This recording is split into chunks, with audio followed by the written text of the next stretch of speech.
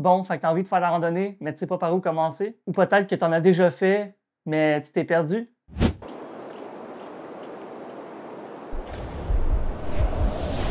Ou peut-être même que tu t'es fait prendre par la pluie?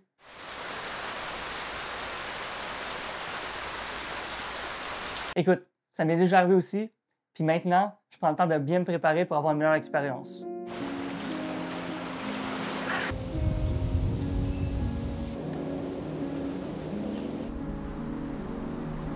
Donc là, je vais te montrer étape par étape ce que je fais pour être bien préparé. Donc juste avant de commencer, je vais juste dire que moi, ça fait au-dessus de 6 ans que je fais de la randonnée. J'en fais pendant toute l'année et j'ai voyagé beaucoup au Québec, en Abitibi, Gaspésie, Saguenay, Charlevoix.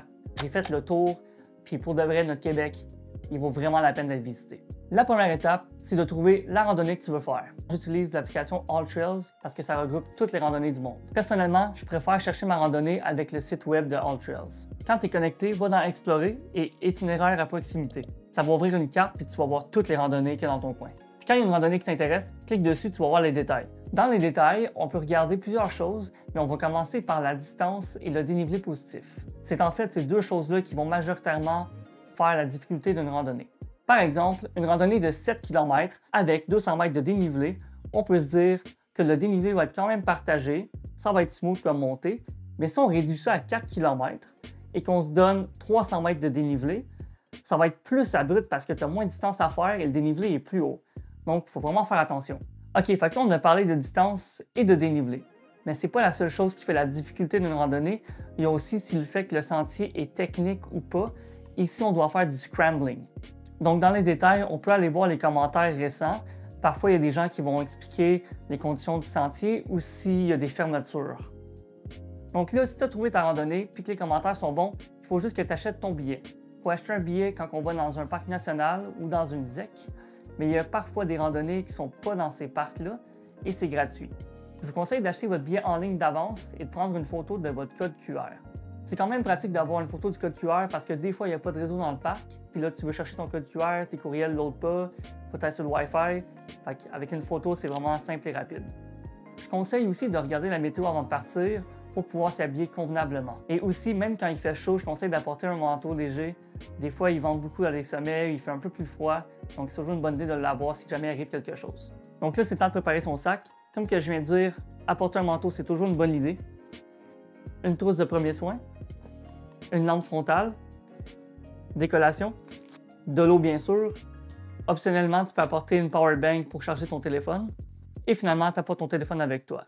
Donc là, ce que je t'ai montré à mettre dans ton sac, c'est vraiment la base. Dans la vidéo qui va suivre après celle-ci, je vais parler en détail de ce que je mets dans mon sac, de ce que je prends comme équipement et de ce que je mets comme linge et le pourquoi de tout ça. Il y a vraiment beaucoup de détails, donc je ne peux pas passer là-dessus sur cette vidéo-là parce que ça va être trop long. Je préfère faire une vidéo complète pour ça. Fait qu'abonne-toi pour voir ça.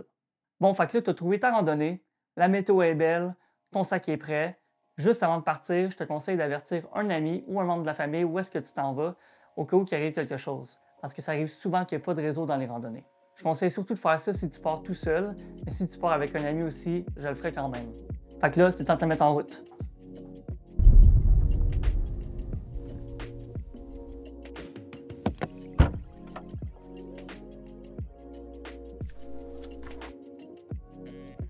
En arrivant, tu peux aussi prendre une photo du sentier ou même prendre la carte physique. Et juste avant de commencer à randonner, je te conseille de faire des étirements dynamiques. Ça va réchauffer tes muscles, ça va augmenter ta mobilité, puis ça va réduire le risque de blessure. Tantôt, j'ai mentionné un sentier technique et non technique.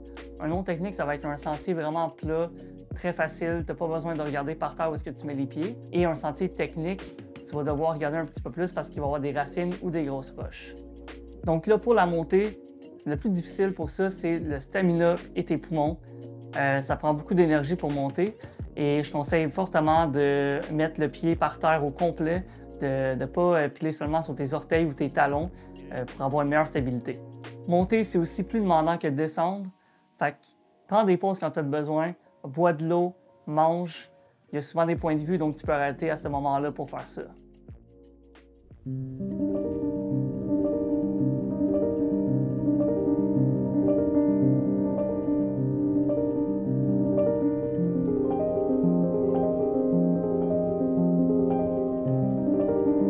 Finalement, pour descendre, c'est pas vraiment difficile pour le stamina.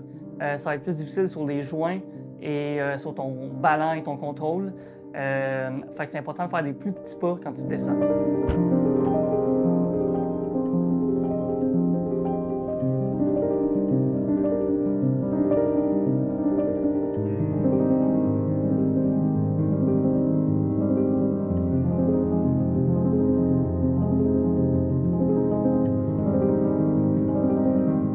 Merci d'être resté jusqu'au bout.